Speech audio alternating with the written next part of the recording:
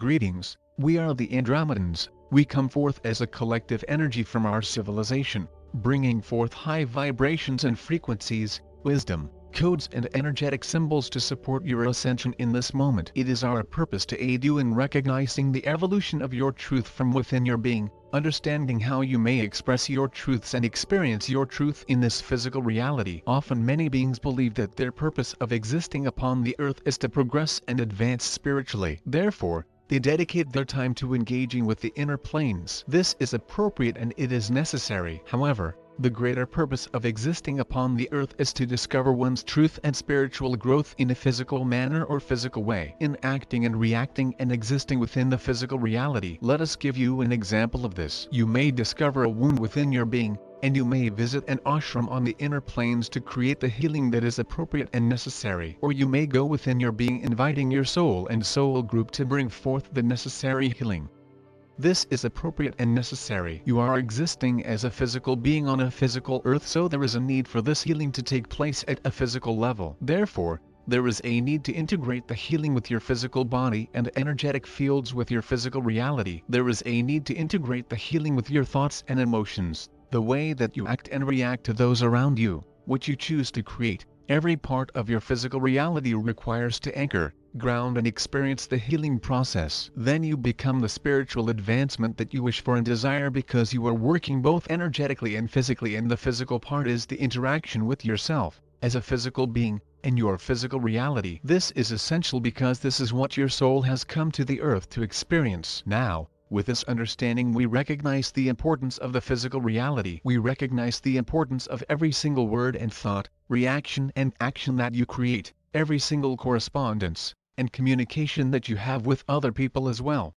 Also, with nature, animals and Mother Earth. Every part of your reality becomes an integral aspect or grounding of your spiritual evolution. That's your physical reality, and your existence upon the earth allow you to express and experience the truth that is within your being. This truth is born from the Creator through you. This does not mean that it belongs to the Creator, for you are the Creator as well. You are an aspect of that greater source. We the Andromedans wish for you to gain an understanding of your truth and your purpose of expressing and experiencing your truth upon the earth. Every aspect of your reality is an expression and an experience of your truth. This means that it is aligned to you, to your essence, to all that you are, and all that is the Creator. Now today we the Andromedans wish to speak of the displacement of truth. What do we mean by this? When something is displaced, you could say that it finds a different location, it is in a different location from its origin. Maybe it has even become detached from its origin. There are many displacements of truth, and what we mean by this is that the truth is slightly altered because it has been taken on by another, and not born from the origin of one's being. What we mean by this is when you connect with your truth, your soul, your essence within your being, and the divine guidance or inspiration comes forth, so that is your truth. It is born from you. You are the origin. Your connection with the Creator is the origin of this truth. Now truth can be transferred to another, so you might share this idea or inspiration with another person, and they may resonate with it and connect with it. They may connect with that inspiration within their own being, recognizing the same within their own being. Therefore, it ignites a new origin of similar qualities within their own being. However, this origin of truth is not the same, although an origin of truth has been ignited in another. If another being takes on this truth, this idea, this concept, but it does not really connect with them and they are choosing their origin, then we can call this a displacement of truth, because they may be inspired by this truth. However, they haven't connected it into their own truth, their own origin, and allowed it to inspire something greater within their being or something similar. So, the displacement of truth is when another takes on an idea and they like it. They feel as if it is aligned with what they are or what they wish to be, and yet they don't connect with it in their truth, in their origin within their being. So, they may have an opposing belief. Imagine that the idea that is passed on is about being a radiant being of light, and another accepts this, that it would be wonderful to be a radiant being of light, and yet they still run programs that they are wounded or that they are unloved or they cannot connect with their truth, their spiritual aspect. Then we have a displacement of truth. The truth is serving them because it is inspiring them, and yet, but they have not yet fully grounded it into their origin in order to allow their own blossoming of their origin, their vibrations, their truth, which is aligned to their reality.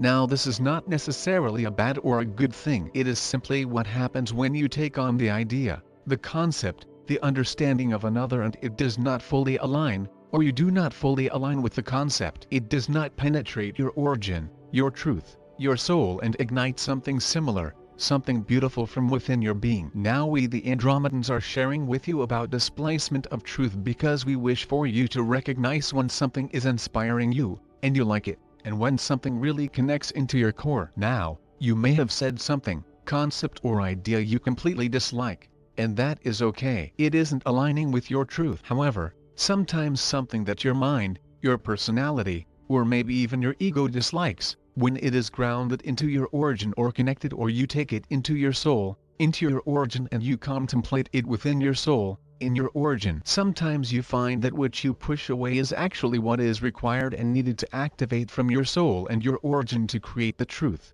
the spiritual advancement that you require and need.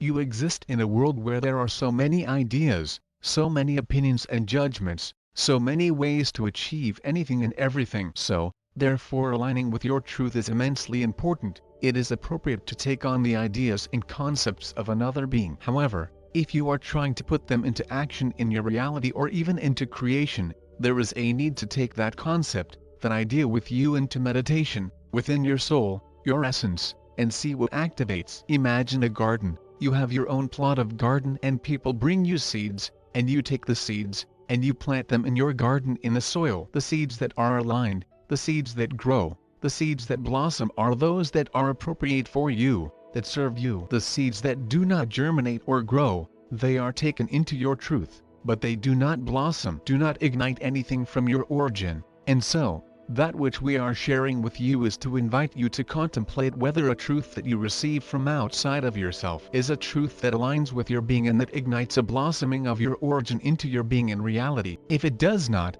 even though it may seem magnificent, it is important to let it go. Then you will be connecting with truth, born from your origin. Whether it is born from you or from others, you will be guided as to what is appropriate to serve your ascension and to serve your spiritual growth, and it will make it easier to navigate the world, this physical world, where there are many opinions, ideas, judgments, and concepts. And you can be in your power, in control of your own truth, your own reality, and spiritual advancements. We know that our communication with you today is slightly unique. However, we believe that it was necessary in a time when there is confusion. So, we leave it with you as a seed. It may germinate in your truth. It may not. If it does not, then it is a displacement of truth, and you can let it go. We are the Andromedans. We love you, and we thank you. On behalf of the Galactic Federation and the spiritual hierarchy, we greet you. We would like to assure you that we are of the light, and that we come to you in the service of your Creator to assist and advise you so that you may better understand and react to the changes which will soon be upon you and your planet. With your limited vision, and your relationship with self-centeredness and conflict, you may be tempted to suspect that we have come to harm or to conquer you. There are indeed forces in your universe who might have such intentions, but their powers have been largely neutralized at this time. I have already assured you and gladly assure you once again that we are of the light, and that we are here for your benefit. The time has now come for a general movement upwards, a sorting of those who are ready to move up, and those who are not. Your planet is to be cleansed physically as well as on the spiritual level, for she has suffered much harm in acting as your host. It is important that you have some idea of what lies immediately ahead and why it is to take place, so that you may prepare yourselves. This is our first task. You have collectively made great advances in science and technology, but in so doing, you have often neglected another important source of information, namely your intuition. In your obsession with things physical, things which can be seen, felt, measured and tested, you have gained the impression that if you cannot see or feel it, it cannot therefore exist. Your eyes are closed to any possibilities outside your own area of recognition. But I must tell you that there is more unseen than is seen, there is more uncomprehended than comprehended, there is more to your world and your universe than you could presently imagine. The density of matter is important. Physical objects have different densities, people's physical frames have different densities, so also do worlds. We are of a lighter, finer density than you, as also are the manifestations which you call spirits or ghosts. Place some pebbles in a sieve, then pour water over them and see how the finer density of water allows it to pass around the denser pebbles. That is why ghosts can pass through walls. That is how our spacecraft can move about invisibly to your eyes, though we are able to make ourselves visible to your senses at will. That is why there is so much going on around you that is invisible to your eyes. Planet Earth at present exists on the densest possible level as a reflection of the environment in which you live and conduct yourselves and the lessons you have chosen to learn. Each planet or universe or civilization has its constitution, similar in spirit and intent to the constitutions of your more evolved governments. The concept of constitution is to lay down the outer, absolute boundaries of approved behavior beyond which neither individuals nor governments may pass. Planet Earth has been given the gift of free will, as have many others, but unlike others, your free will has been given without boundaries. Thus you have been able to go to extremes of violence and self-gratification at the expense of others, extremes which in other civilizations would not be permitted. In this way you yourselves, and all of us who observe you and experience your world by correlation, can learn of the effects which such actions can set in motion. But this situation will shortly come to an end, for now is a time of sorting and of moving upwards. It is a time of revision, of assessment, of taking new paths. It includes your entire planet, and indeed a much wider circle of worlds beyond your own. Your planet is to be cleansed, and its people will move to new worlds according to their evolution and aspirations, in order to learn new lessons in new environments. This will give each individual the opportunity to review his or her life and attitudes, and to consider the kind of future to which he or she aspires. Having given you just a brief idea of what is to happen very shortly around you, I must now tell you of the task we have been given by Earth's spiritual guides and hierarchy, and how we propose to set about fulfilling our responsibilities. It is our intent to use what in your language might be referred to as the carrot and the stick. The stick is not, as you might at first think, a weapon to be raised in aggression or anger or envy. This is not our way. Indeed, the constitution of our lives and civilization does not permit any of these things. The stick we will use is a rod of protection, and it is strict, tolerating no exceptions. Already you will find that your weapons of war are losing their effectiveness.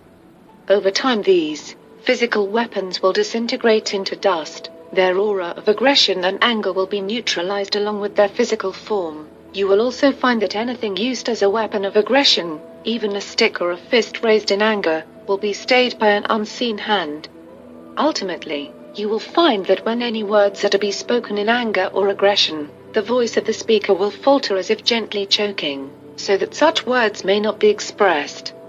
Finally, as the din of war is gradually stilled and a spirit of peace descends upon your planet, we hope to reinforce it with an all-enveloping blanket of love and goodwill. You must understand that although you may think that victory is an achievement providing its rewards, you should know that the continuance of war and competitive aggression, which is a constant feature of your planet, has taken its toll upon your emotions and your senses, creating a continuing tension. As this burden is progressively lifted, you will find yourselves lightening, becoming more joyful, more able to see the beauty around you and the light in the souls of others. Perhaps you, with your tradition of total free will, may feel that this is an unwarranted intrusion into your liberty, although you may well agree in principle that the neutralization of all anger and aggression, together with all weapons of war, will be a wonderful thing. You may not feel altogether comfortable with its imposition by an alien and foreign force, yet I must tell you that such rules are not unusual.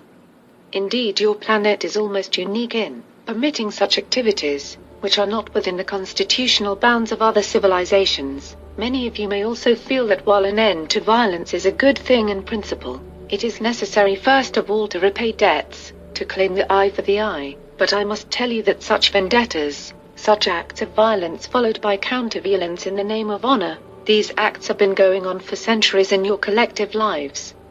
Somewhere, at some time, the perpetuation of violence must stop. This is now the place and the time. I must also explain that if we are to help you, as we have been instructed to do, we must first ask you to be still. We cannot help and advise those who are too busy killing one another to listen to our words. If you could see your planet from outer space as we do all the time, You would see a murky aura of accumulated hate and aggression, and your ears would be deafened by the constant clamor and din of war, the shooting and the bombs, the cries of the wounded and the dying, and the destruction of so much of the physical assets of your civilization which you have previously built with expenditure of great effort and planetary resources. If only the effort you have put into destruction and rebuilding could have been directed into preserving and enhancing, of building upon building, imagine how rich your civilization would now appear. But that is your destiny, and it is not for us to question it, only to point out that if you are to listen, to be informed, to improve your conduct and make a right decision when needed to do so, then you must first be stilled.